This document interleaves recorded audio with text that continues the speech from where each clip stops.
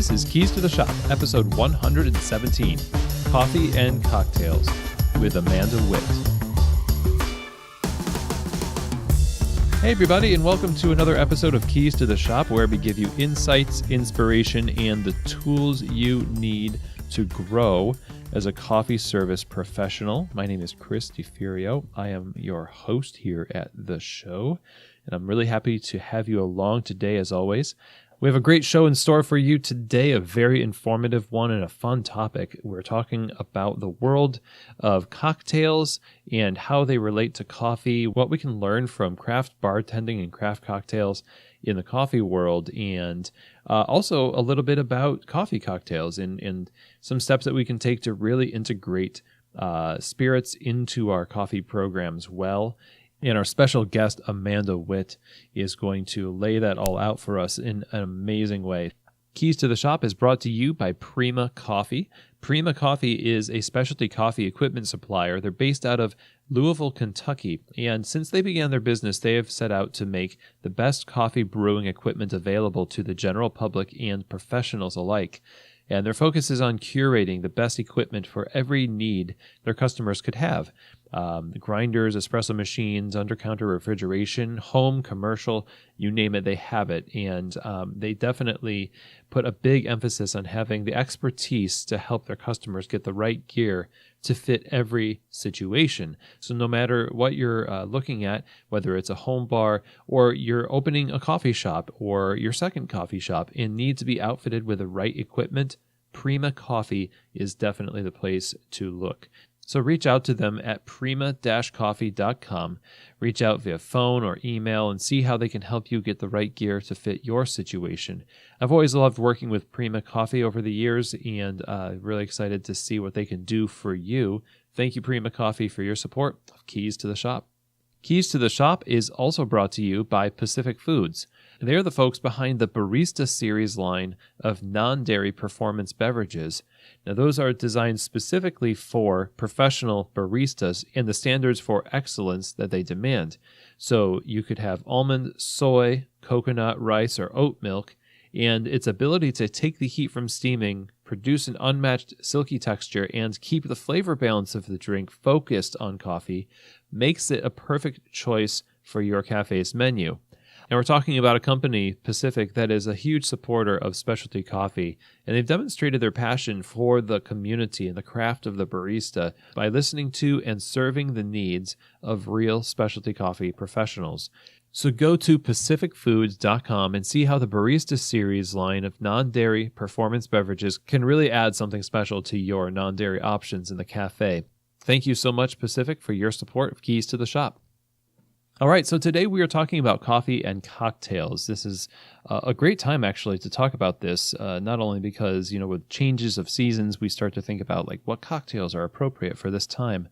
And we change our bar menus to include different signature drinks, and, those of you who have spirits as a part of your program are trying to concoct things that are appropriate for the season. And for the United States, it's a great time to talk about this because the U.S. is getting its first coffee and good spirits competition in 2019. The qualifying events are in Denver and Nashville. You can find out more information by going to uscoffeechampionships.org. And I know several baristas that are already gearing up to compete in that. And hopefully you can get some tips today from this episode. The world of cocktails and bartending has really always inspired baristas. It seems like it's just a natural fit that baristas and bartenders would kind of inspire one another. And today we're going to talk with somebody who has got a ton of experience in both the barista world and craft cocktails and bartending. We're talking with Amanda Whitt. Amanda is a coffee and spirits professional living and working in Brooklyn, New York. She has over a decade of experience in specialty coffee, competing in both the Northeast Regional and U.S. Brewers Cup before transitioning into bartending and collaborating on coffee cocktail programs such as Everyman's Bikini Bar Pop-Up and the Double Buzz Coffee Cocktail Program at Amor y Amargo and beyond. She is currently working as the brand ambassador for Tamworth Distilling and Prize Fight Irish Whiskey. And in this conversation, we cover a lot, not only her history getting into coffee and bartending, and how she managed to become a accomplished professional in both of those disciplines. We also talk about everything from how bartenders think about flavor and drink building, making coffee cocktails, like what are the best practices for making coffee cocktails, and what are some of the mistakes that we make with that? What can we learn from our bartender counterparts? And what are the main things to consider when you're adding spirits to your coffee program? Some of the pitfalls and best practices for that as well. So a lot of great things to talk about and learn. Let me bring you right to my conversation with Amanda Whitt. Hi, Amanda. Welcome to Keys to the Shop. I'm excited to have you on the show today. Thank you so much for having me. Yeah. How's it going there in New York? Is it starting to get nice and fall-like, or has it been for a while?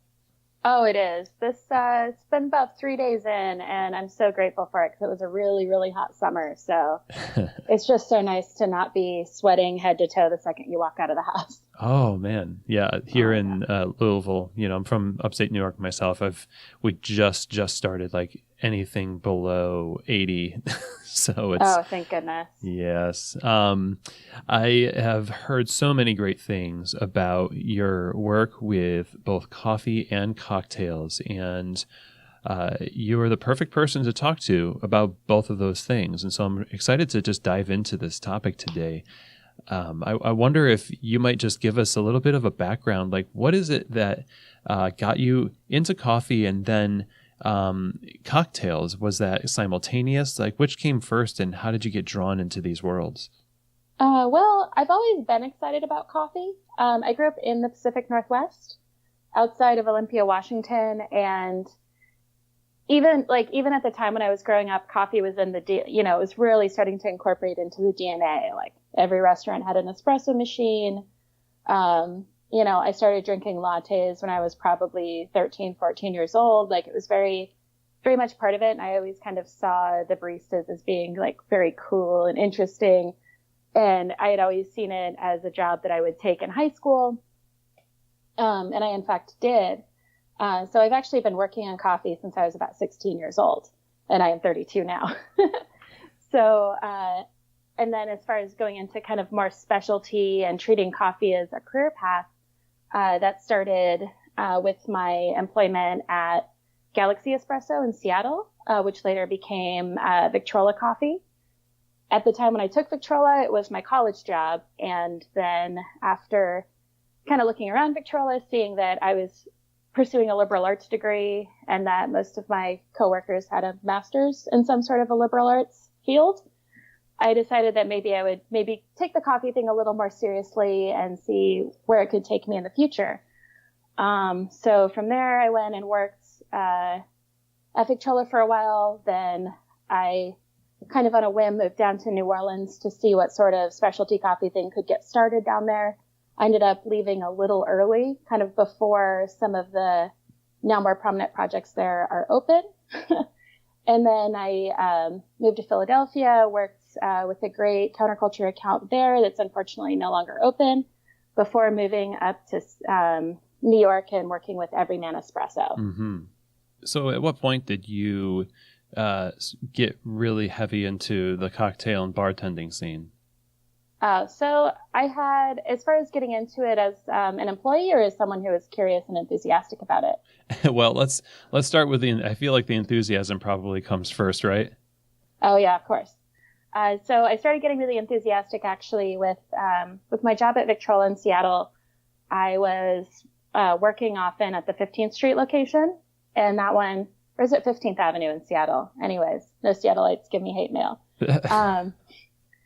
I was working there, and we would get off, and sometimes we would go over to Liberty because we had a little bit of, friendship with the folks there. And that at the time was really the first cocktail bar where I had a drink that wasn't just a wasn't just ice, liquor, soda. And, I was really excited. I was like, oh, gee whiz, you can make flavors here. You can do this. So cool. And then right about that time, I was starting kind of in my mind, in the background without really doing much about it, really connecting the dots between cocktail bartending and then seeing people doing barista competitions and the signature beverages there and thinking, why don't we do coffee and espresso? But yeah, so that was the excitement. And then I'd also worked a lot of kind of random, maybe not quality focused restaurant jobs in between being a barista. So often I would have a barista job and then maybe work 1 or 2 nights a week as a waiter or server. And then sometimes sneak in behind the bar to bartend at, kind of more beer bars, casual restaurants, gastropubs. So, that's where the enthusiasm comes from. So you just parlayed that into working behind the bars of restaurants. And when you did that, working for different places that serve alcohol, did you really make a connection between the similarities of the two worlds? Like, how did your coffee experience really help you successfully get into bartending? So I think that the hugest and kind of one of the most pivotal moments for me to get into cocktail bartending was meeting Souther Teague and starting to work in Amoria Margot. After doing a project with Everyman Espresso that was called Bikini Bar, where we were doing a lot of non-alcoholic coffee cocktails, really effectively building, instead of being a coffee shop that had some cocktail service, we were effectively making all cocktails using espresso in place of spirits. So it's very interesting. We only did it for, I think, about a month and a half. It was just always meant to be a pop-up.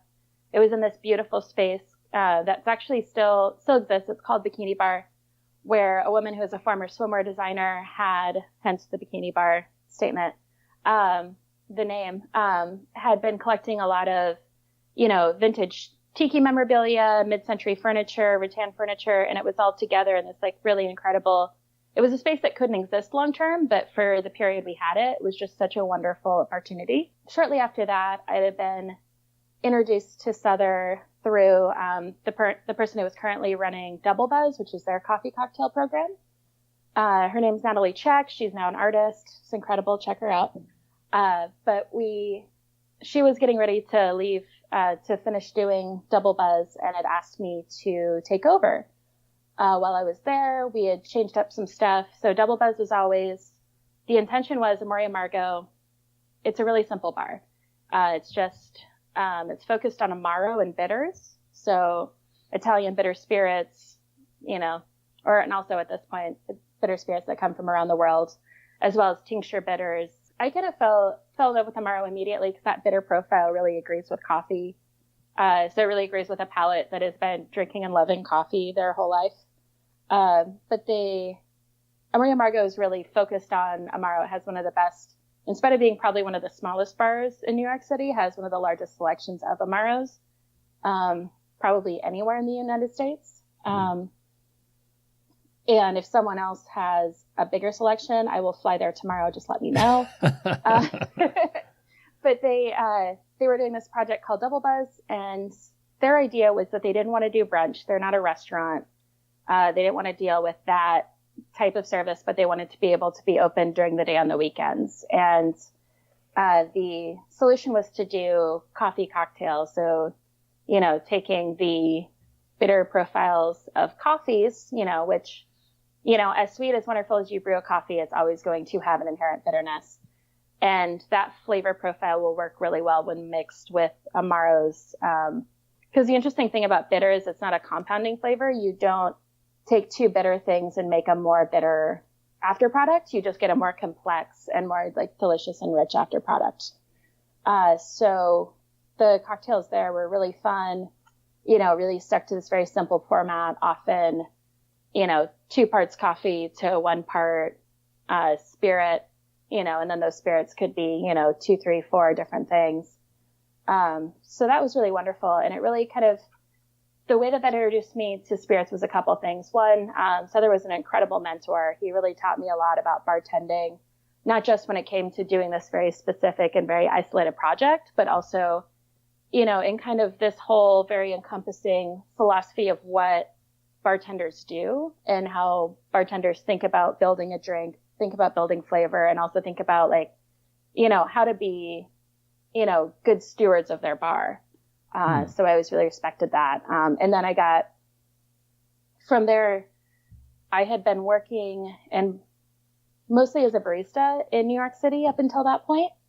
and was able to, when another friend I knew from, having started this bartending journey, I guess, was opening a new bar, I was able to move in and bar back, and then from there become a bartender at their bar. And that was really effectively, like, those two jobs really got me into this kind of echelon of high-end cocktail that I felt very lucky to get into while being so inexperienced and so new to the city. And so that was really incredible.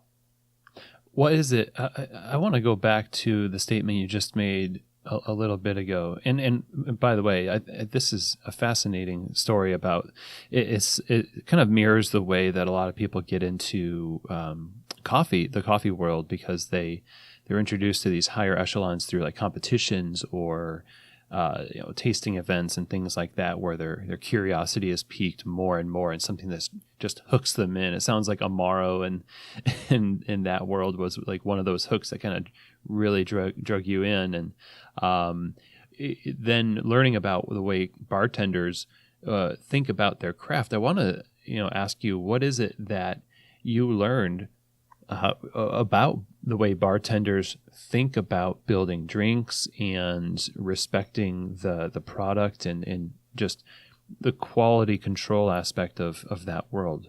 How would you sum that up? So I think, to sum it up, one interesting thing that when I think about bartending and I think about bartenders building drinks, I think about how with coffee we have a couple tools at our disposal, right? Often you look at a coffee bar, you have espresso, you have milk or milk substitutes, and you have sweeteners. And they all are going to pretty much always play the same role and do the same thing in every drink. Do you see what I mean? Mm-hmm.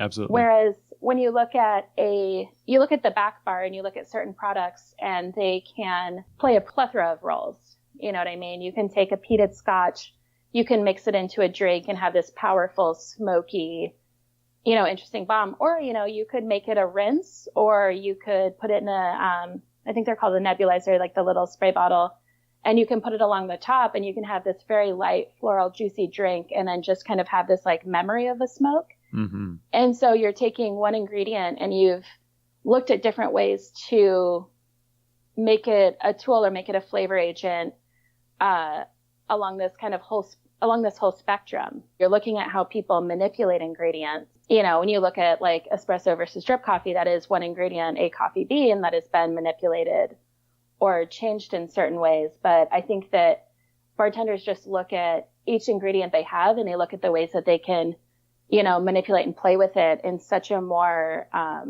all-encompassing way. Do you know what I mean? Yeah, it sounds like do you have the end goal in mind at first, or do you just kind of let the ingredients guide you part of the way or all the way? I think that both can happen. I think sometimes a drink happens really easily. You look at maybe a more classic cocktail. So take the Negroni, for example. It's like everyone's favorite drink to riff on, I think. Sure. It's a delicious cocktail. Gosh, it's so good. And you look at people, maybe swapping out the Campari for a different bitter, swapping out the base spirit. So, taking the gin, replacing it with rum to complement that bitter. And so you're seeing each ingredient as a role, and you're seeing different ways that those roles can be manipulated. Like, I've seen incredible Negronis that are created where people are taking, instead of using Campari, they might use some of an aperitif, but they're taking those sour and juicy flavors, and they're maybe using a fresh juice, or even more mind-bendingly, like not just a citrus juice, but like a citrus and beet blend. Like, there are so many different ways. So you're still accomplishing a flavor profile that is part of a drink, but you're kind of making something new out of it as well. I mean, is there a limit to what you can do before it starts to insult the ingredients, for lack of a better term? Like when you swap something out, like either it works or it doesn't, but is there a sort of like putting a half cup of heavy cream in a nice geisha coffee or something? Don't do that. But what's the like bartending equivalent when you're building drinks? I feel like this is just as much a political question as it is a question of my own personal preference. So I will definitely like edge to say there's definitely sometimes like trends will come through and you'll see people using certain trends in bartending in a way that they no longer feel creative. They almost feel like either cheeky or semi-ironic. Uh-huh. So, one example of that was there was a period where everything was fat washed.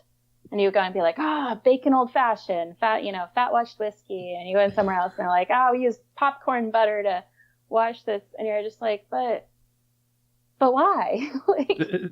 And sometimes they do add these incredible, because you are adding both a flavor note, but also a textural experience to a drink. And that's really amazing and wonderful. And then I think there comes a time where, and it's also, I think bartenders having a little bit, I'm not going to say more of a sense of humor than baristas, but sometimes it's true. And just kind of having a wink and nod to a trend that they know that they have to do to satisfy an investor or to, kind of hit those Instagram likes. So. Okay. Like now, Yeah. pumpkin spice is coming around. I'm sure the cocktail world is its version of pumpkin spice. Yes, we definitely have those. I mean, I would say winter spices in general definitely have kind of a pumpkin spice vibe. But I think just like pumpkin spice, there's this interesting aspect where why do we think we're only being creative when we make things that are hard to like? And, the pumpkin spice is so popular because it is so easy to like and it is so easy to execute. Whereas, and I think sometimes in bartending, we have those similar traps as well where, we're just like, I can't make another Moscow Mule. It's like, look, Moscow Mules are delicious. Like people like them for a reason. They like ginger. Maybe you want somebody to try something that's more, challenging to their palate or what have you, but that doesn't ultimately mean that the pumpkin spice latte or the Moscow Mule are bad drinks just because you are tired of making them. You know what I mean? Oh yeah, absolutely. Yeah. We just had a little mini episode about pumpkin spice lattes and, satisfying guests and not hating on it necessarily. I like what you said. We do tend to think like if we make it really complicated and hard to like, then we're being creative. That's so true. It makes me want to ask, like, what's the balance between, satisfying your creative urges? Maybe they don't mesh exactly with public demand for, like pumpkin spice or the Moscow Mule, like you were saying. How do you balance those things on a menu that you're creating when you're needing to or feeling like you need to satisfy both of those? So I think that the most important thing to remember is there's this question and this drive is the reason why we have multiple drinks on one menu. So there's an ability to create a menu that is hopefully going to be a gradient from your least challenging to potentially more challenging, or just, I don't even like the phrase challenging, but maybe just more, more unique, more off the beaten path, I guess. Sure. Even if you're doing something very familiar, there's a lot of ways to challenge your creativity, right? So you think about ways that you could maybe introduce a new flavor or a new ingredient that is still going to fall within this flavor spectrum of of happiness and joy. So one drink that I would say is just kind of a hands down classic, such an easy crowd pleaser at most bars is an East Side. So it's a mint, cucumber, citrus, and a little sweetener shaken with gin or vodka. And, it's so easy to like because those are all ingredients that are very fun. But you can also add new herbs to that. Maybe replace the mint for a shiso if you feel like, maybe it's a little dated now, but it's a really easy example of something where you're taking a classic format and you're saying, okay, how do I set this apart? How do I make the drinkers at my bar feel good and feel like they were given something here that they won't get every day, but they're still going to like it. And I think it's just about looking at your menu as maybe a spectrum and then moving on from there. Kind of like the way we offer different origins, different profiles on the shelf of, our coffees are satisfying somebody who likes those really chocolatey, heavier tones, and then somebody who wants something that's super acidic. And you have a variety of people and they just love the Sumatra. They just want it all the time and you couldn't stomach it. and then somebody just hates Yeah. fruit and they'll never buy an Ethiopia because of that. Absolutely. And I think this is something also that comes up a lot with both coffee people and bartenders, is that there is like on top of serving drinks, which is a creative outlet for us, and I think is something that drives a lot of internal satisfaction for us as professionals, both in coffee and spirits, is that we also need to like look at that and remember that that is a pursuit that is primarily internal, and that there are always going to be guests that are going to recognize and really enjoy that about what we do. But for 9 times out of 10 during the day, you're serving someone joy. You're serving someone like their break from work, or you're serving some people something to drink on their first date. And they're not going to say, oh, I had my first date and I met the person I live with now, and gee whiz, wasn't that innovative East Side the best thing I ever had? They're going to think, they're going to come back to your bar maybe a year later and tell you, oh my gosh, I'm so happy. We came here on our first day, isn't this great? And what bartender at that point would look, or, what barista would look at you and go, oh, what did you drink? Like, that's not what's important. So that's a great point. And that's something that I think is really challenging to remember, that the two realities exist at the same time. You should always be pushing yourself to do your very best and to create your very best and source your best products. And I mean, the sourcing is also something that has a lot to do with, our responsibility to farmers, whether they be locally, farmers or like local distillers. That is really about us being like a good steward of our communities, rather than something that we need to constantly be bragging about, or like just know that people are going to come for it. Because unfortunately that may not be the case most of the time. Sure. So if we want to add this element to our bars, I feel like this is happening more and more, and it can probably go one of two ways, bad or good, when you're adding cocktails to your menu in the coffee bar. If you got your liquor license and you're ready to go, and you decide that you're just going to start, putting coffee in things, what are the main things that we need to keep in mind when we start kind of a cocktail program in our coffee bar? I think that one thing that I'd love to underline about 16 to 18 times is that you need to train your staff to not just to create and teach them the technique for creating those cocktails. You also need to teach them how to talk about them. I think that I've seen people get more isolated and more confused about coffee cocktails, about those mixtures, about pretty much any sort of new concept being added to a coffee shop, especially, because I think coffee shops just have a very static image in people's minds about what they are and what they're going to look like and be. So I think that when you do those trainings where you say, this is how you shake, this is how you stir, this is how you muse, this is how you choose, it's also to say, when Bob comes in, who always drinks the Sumatra, let's do a thought exercise. What cocktail on this menu do you think Bob might want to start out with? Or vice versa, That's interesting. And I wonder, that might challenge people to even do that with their coffees. They might not even do that right now with the way that they coach people to talk about cappuccinos or lattes and things like that when they're at the register. Oh, yeah, of course. But I mean, I don't know. It's like we all have Spotify now. We know that if you like this, here's this is a very successful business model. That's a good point. So start off by really committing to teach people how to talk about what you're doing. And I guess that would implicate them as, needing to understand, first of all, what they're doing. Like, what do you suggest for people to do when they say, I think this is something I want to do, but I don't know much about cocktails. I enjoy them. But when it comes to my hands making them and then teaching other people's hands to make them, what are some practical things that we should be considering when training and implementing this?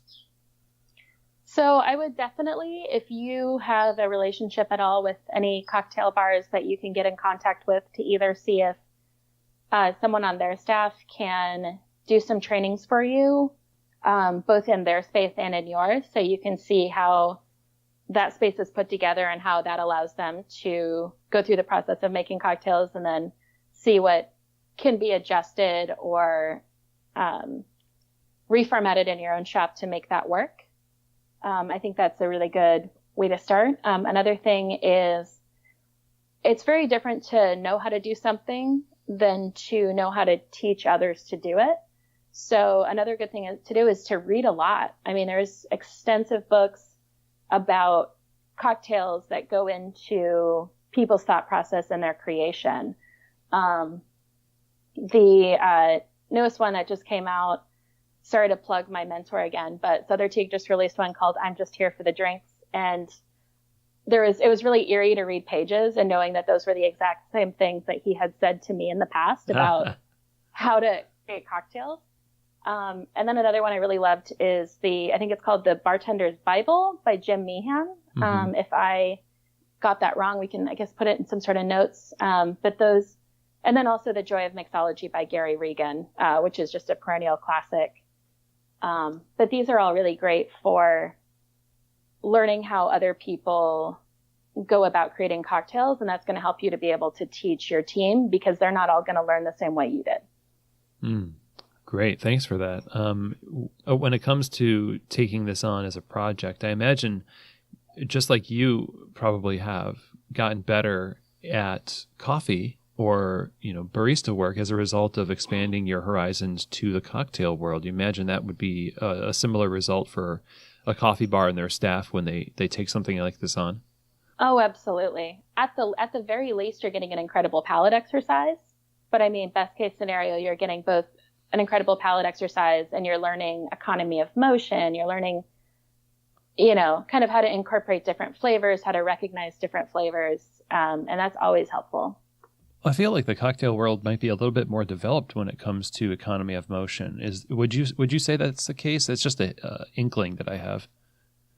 I think that if I'm going to speak specifically about third wave coffee, yes. I think that bartenders and bars tend to come from a culture of, like your best cocktail bartenders usually have a background in speed or dive bartending, and they can just, crush these drinks and they understand how to, how setting up your bar every day is going to affect your entire night. And that's such a valuable lesson that I learned. And honestly, sometimes it makes it hard for me to watch baristas and shots, because it's really frustrating to see someone do the same movement and take much longer doing it when you know that they could just move their milk 3 inches to the left. But yes, I think that there's definitely more there. I think that there's also this concept too, where coffee at a large scale production and coffee at small scale production, while, the third wave, the high end, it is slower. It is not slower to the extent that picking up one bottle and one soda gun is compared to picking up 6 bottles and then shaking and then double straining and chilling a coupe glass. Like, there's just so many more movements that you're trying to squeeze into one beverage being produced. Mm-hmm. So I think that they've just had to pay a lot more attention to that, at least the ones that have ended up being successful. Cause you still sometimes go into cocktail bars and you're like, wow, that's gonna be a lot. Okay. That's gonna hurt. You're gonna be really sore later. And also, shaking is, like, that's a kind of a dangerous movement if you're not doing it correctly. Very similar to tamping, I would say, is that these are things where you really need to watch out for people's body mechanics, because if they plan on doing it for any amount of time, you don't want them to have long-term pain from it. So yeah, long story, yes, I think that bartenders have thought about it a little more, but I think everyone's starting to catch up, which is great. So I want to get into a little bit on the sensory side of things, because I feel like it might not be a one-for-one in terms of what your palate can expect when getting used to the taste of spirits. And, we're used to drinking coffee and that bitter element. But what should we be prepared for when starting to develop a palate for spirits that'll let us actually have a good intuition about what works and what doesn't, et cetera? So I think one thing to always remember is that think a lot of people, especially younger professionals, don't trust their palate as much as they should. And with coffee, you've spent all this time, you spent all this years developing your palate to taste against a standard, whether that is strictly your SCAA standard or you have a standard within your shop of flavors that you are looking for and you're always kind of targeting. So that's something to keep in mind within spirits, is that often you're looking at these like very large and very entrenched standards of what a spirit can and should be. And, once again, you need to decide for yourself, am I going to judge against this standard, or am I going to judge against a preference that I feel is more local? Kind of go ahead from there. You already have the tools. One thing that you're going to want to look at, though, is palate fatigue is going to be experienced very differently. Because now you have a lot more ingredients that are less stable. So you're looking at a lot more acidity, and then also ABV, of course, you're going to start to actually physically feel it. Yeah. But, it's just, it's not that much different. Okay. Sorry. Yeah. I suppose then it just means go for it. Be aware of the standards and you can overdo it just the same as you can with coffee, maybe with slightly different physical manifestations. Yes. And I will say too, like, as much as I love coffee cocktails, if you're going to get your liquor license, you're going to start producing, you should have some non-caffeinated cocktails on your menu as well. Oh. There was a temptation, and this was, I think, a mistake that we made with Double Buzz, was that when we first started, everything had coffee in it. And then we recognized that most people, once you get into late afternoon, are not going to be able to ingest that much caffeine, especially when mixed with alcohol, and feel good. Uh-huh. Just the same as like trying to drink too much at brunch and feeling terrible is also not great. So I think it's like knowing that you are mixing two substances that should have attention paid to their effects, and being sensitive to that. So if you're going to do a coffee cocktail program, have some uncaffeinated drinks. It's just that simple. It's kind of like having a virgin drink on the menu or a mocktail for a bar. Yes, of course. Which I'm very happy to see more people are doing as well, which is great. Yeah. I just heard of Mocktober for the first time. That's a thing. I love that. Speaking of coffee cocktails, what are the rules for a great coffee cocktail? Are we just like infusing coffee with everything, or what are the do's and don'ts? And these are kind of keys to success for that.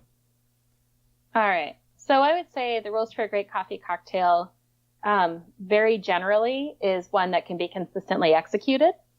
If you want to talk about ones that have been, you're going to say, okay, we know our execution. We have all of our tools. We have our technique. Everything's great. Then it's just a great coffee cocktail that puts coffee above, not even above, but is going to use the coffee, is going to be one that recognizes the flavor profiles of the coffee. I think of an example that I really loved is I did this cocktail called the Purple Rain, named for the wonderful musician Prince, R.I.P. Sure. Mm-hmm. And the Purple Rain was a drink that I would do whenever I could get my hands on a really good, juicy, natural Ethiopian that had a lot of those, like what I would consider kind of purple fruity notes. Yeah. And so I took that and I, used a couple drinks to accompany and accent that, and then a couple drinks to really like shine the spotlight on that natural juiciness in the coffee. So with that one, it was Zuka, which is a Chinese rhubarb amaro. So it has this nice kind of like dusky, earthy base note, and it really kind of rooted the coffee within, coffee within reality, and the coffee within like what most people will recognize as coffee.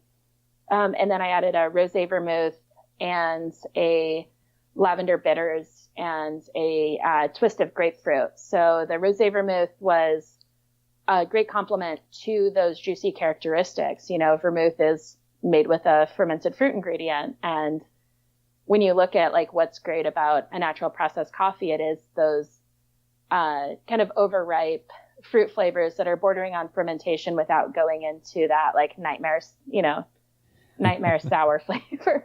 Okay. I hope I don't get any hate mail for that. Sorry.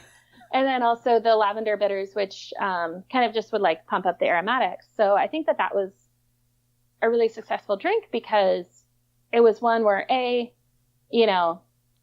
was delicious. It was so easy to drink. But also like the story about it and the story of how it could highlight why this coffee was interesting was really, it just really all kind of fell into place and made it easily one of my top selling coffee cocktails that I'd ever made.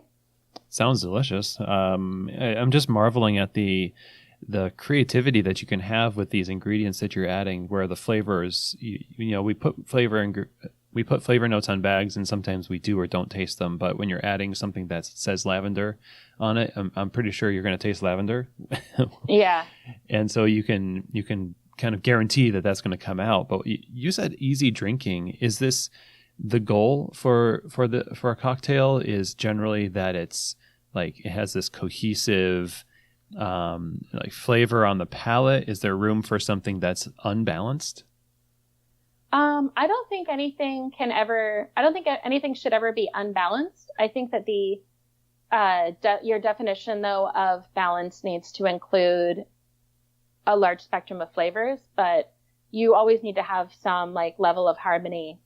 I don't want a drink that I have to try to pick back up. I might have a drink that I'm not sure about at first, but I always want to pick it back up and keep sipping it to see where those flavors take me, see if, kind of tease away at what I find interesting about it or what I find good about it. Hmm. So it sounds like, we're zeroing in on the idea that we need to kind of, just like a good signature beverage in a competition, like pay homage to the coffee and have this nice cohesive balance where it really touches that part of you that that unctuousness and wants to keep tasting it, right? And that seems like a worthy goal for pretty much anything that we consume. But I want to know, we probably get coffee cocktails wrong a lot. I would say probably, of course we do. What are the things that we get wrong the most, in your opinion? And maybe, without naming names, what are some of the worst experiences that you've had when it comes to coffee cocktails? Oh, yes. So I think that a lot of the cocktails that I've experienced that haven't been quite up to date, I felt like it was very clear that the people who were serving them maybe didn't have the training and didn't have the tools ready to create the drink in the vision of the person who had originally designed it. So a good example I can think of is anything that involves citrus. Coffee and lemon juice can do incredible things when added into a cocktail. However, that balance is one of the most important things to make or break the drink. So I've had drinks often where it was clear that the instructions maybe said 1/4 of an ounce. The person was using a tool where that may not have been an easy measurement to make. And then suddenly I have a drink that has kind of a full 1/2 ounce, and it's thrown off everything about the balance of the citric, the coffee, and then whatever the third, fourth, fifth ingredient might have been. And that's always really a shame, because that's something where the drink's unsuccessful because nobody knew how to make it, because it just got slapped on a menu, and they knew their staff was great at making espresso. They knew they were great at making coffee. So they just walked away thinking that was enough to get them to also make this other thing deliciously. This is also an issue when you have ingredients that maybe are not always going to last a super long time. So, you might have like a peach puree, and that's starting to go off, but people aren't maybe checking it as quickly or as often as they should. That's always like a big risk. And then also, one thing people usually have a big issue with is sparkling or carbonated ingredients in coffee, because unless your carbonated ingredient is incredibly cold, you are usually up for, you see like the coffee and the espresso tonic, and you're usually up for getting this big, huge carbonated head on it, because that is, that tonic and that espresso isn't perfectly cold. So the first thing it does is fizz up, and then the barista barista, bar person gets frustrated because they need to move on to make 6 espressos behind you, and you've ordered this thing that they haven't made all day, and they're just like, the heck. Yes. So I think that the unsuccessful ones that I've seen, I feel like this might be a little bit of a cop-out, are the ones where people just aren't prepared. Like, they aren't prepared, they haven't had the training done to know what to do yet. And then also, the same as I said with the Instagram cocktail of, caffeinated or uncaffeinated, is when I feel like I'm being made to drink a meme and not something that is actually really pleasurable. Nice. You can kind of taste the lack of thought. Yeah. It's a bad aftertaste. Yeah. Yeah. And sorry, I didn't want to. Go ahead. I'm just going to throw this out there. Another cocktail I really don't like drinking is one that I knew that I developed and seeing it unattributed, and that I know I didn't give permission for. That's maybe the most unsuccessful one that I see, because it really speaks a lot about the cafes that do it. But so don't steal ideas without proper attribution. Yeah, it's really not a good look. Just don't do it. And I guess this is sort of an aside, but in the desperation to implement something like this, a lot of people will give themselves a due-by date and say, well, we're going to have a cocktail program in 2 months, and gosh, maybe it will take them a lot longer to actually learn how to do it well, let alone train people. So then they start taking a bunch of recipes from baristas and bartenders and putting them on their menu without permission, or just to save their own hide, essentially.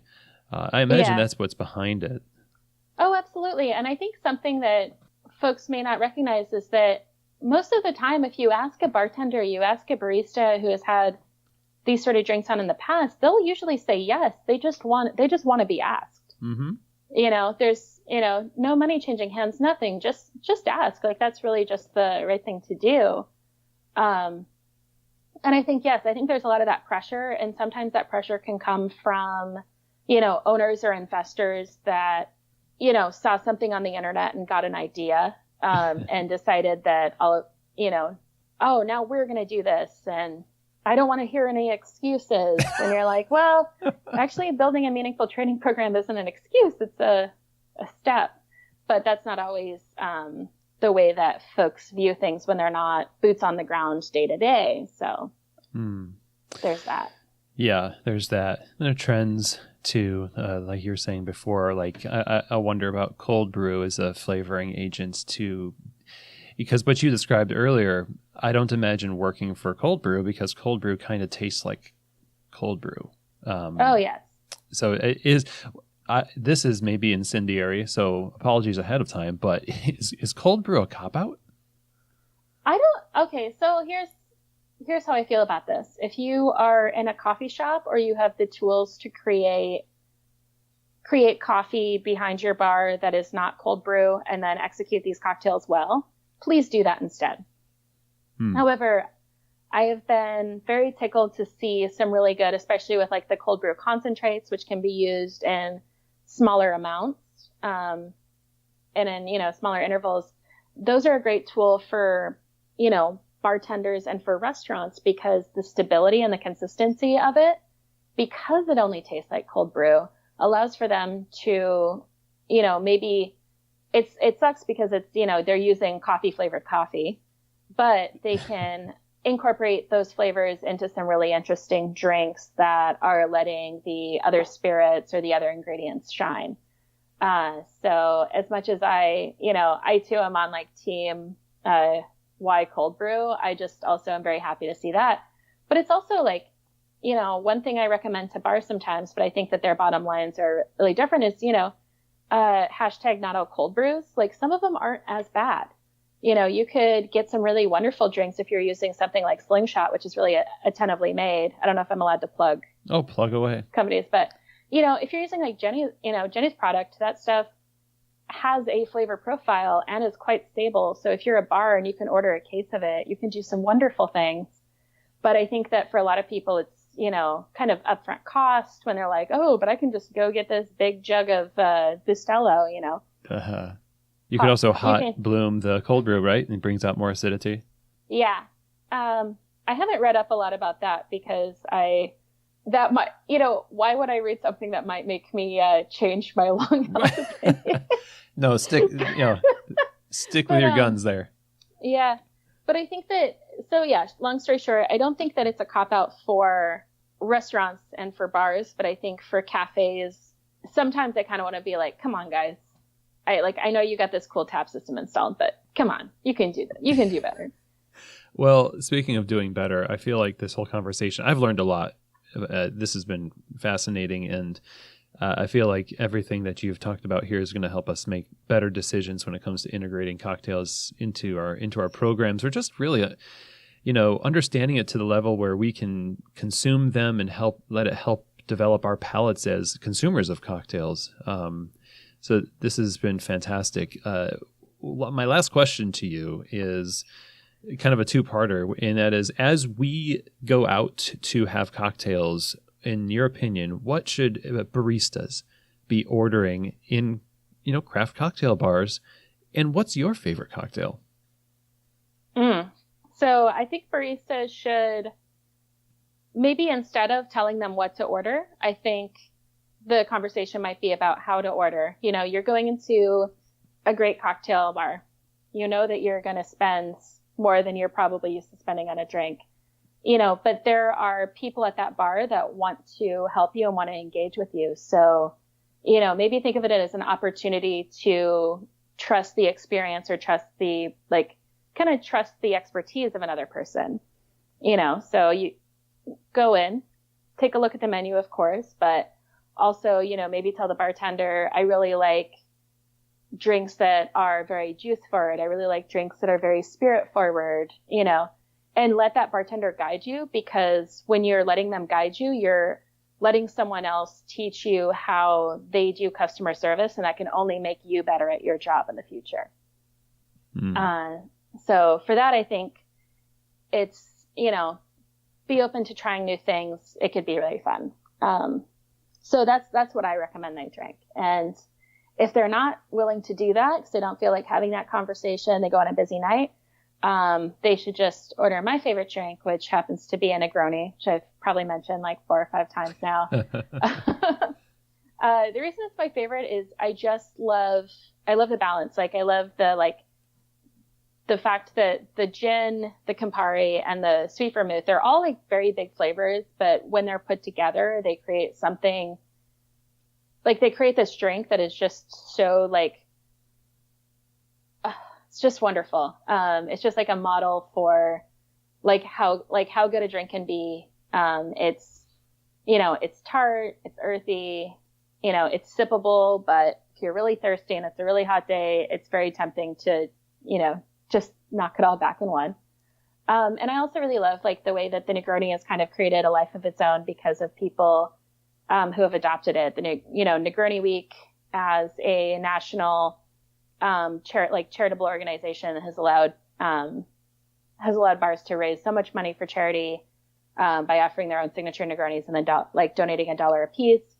And also, the Negroni is the Gaz Regan cocktail, and he's someone who, even if you never intend on stepping behind a bar, if you're someone who serves and who speaks to people, reading anything he writes, any of his books, going to his website, a lot of his information about customer service and about how to be a very mindful bartender and a very mindful steward of your bar or your cafe is so wonderful and so helpful, especially for folks who maybe not naturally predisposed to being excellent at hospitality, but they want to. And every time I drink a Negroni, not only do I love it and do I enjoy the flavors, but I also just think about his great work. So awesome. This has been, like I said, fascinating, challenging, I think. And I want to thank you for your time and just helping us come to a greater understanding of these two worlds. And I hope that it's really enlivened people's imagination about what's possible on their coffee bars with cocktails. How can we stay in touch with projects that you're undertaking and what you're doing in the bartending and cocktail world? So a lot of what I do right now ends up on my Instagram, which is Make Your Own Coffee. So MAKE and then the letters UR, Own Coffee. That's probably the one that's going to be the most connected to a lot of my work. I'm also on Twitter at I Make Your Coffee. And that one, YOUR, is spelled out. And then if you want to find me on Facebook, I'm always open to answer questions to folks who are in coffee and in the community. If they haven't, I'd love to talk to you, and you can just find me at Amanda Whitt. I think I'm probably the only one making coffee in my Facebook picture, so I'm easy to find. Awesome. Thank you so much, Amanda. Wonderful time. Thank you. I enjoyed getting to know more about your story and the world of cocktails, and this is great. Thank you so much. Thank you so much for having me. It's been such a pleasure to be able to connect with you and talk about this. Coming away from this conversation, I think Amanda gave a lot of clarity and some great guidelines for, drink building and how we think about flavor and how we should approach coffee cocktails and staff training and things like that. It was so fantastic. It really makes me want to learn more and get into that world even deeper. And the books that Amanda recommended to us are great places to start diving deeper. I'm Just Here for the Drinks by Sother Teague. That's Sother spelled Sother. Bartender's Bible and The Joy of Mixology, both by Gary Regan. So that's probably more than enough to keep us occupied. You can also check out Gary Regan's website, where you can find his blog. That's under Gaz Regan, GazRegan.com. And all of these things I'll link to in the show notes, of course. And this is definitely going to deepen your understanding of the world of craft cocktails and bartending. And I really, like I said in the beginning, I love the idea of going to other industries and finding inspiration, whether that's chocolate, the restaurant world, wine, cocktails, cheese, beer. Go in, learn what you can, and see what lessons you can learn and bring back to coffee. It can only really help develop and diversify the skills that you have as a coffee professional. And that's what this show is all about. And so thank you very much, Amanda, for sharing your insight and expertise in both coffee and cocktails. This has just been so fascinating and wonderful. And toast to you. Thank you very much. If you want the show notes for this episode, you can go to keystotheshop.com. And when you're there, you will see an email form on the right side of the website. And you can just set your email in there, and we will send you the show notes to your inbox directly. It's easy to do, and the show notes are really fantastic to get as well, because you get the breakdown of all of the questions and answers and the key insights in each episode laid out in text form that you can go back as a reference to, as well as the links to different resources and websites and contacts mentioned in each show. So go to keystotheshop.com, enter your email address. It's as easy as that. So if you want to reach out to me with questions, comments, feedback, and you want to talk about potentially working with Keys to the Shop Consulting to help you in your career or your business, you can do so by emailing Chris at keystotheshop.com. That's CHRIS@keystotheshop.com. I look forward to hearing from you. And that's the show today. I really appreciate you taking the time to join me and learn about coffee and cocktails, and hope that this really inspires some great drinks on your bar and in your home. So, thank you again. And as always, I hope that this episode has given you keys to the shop.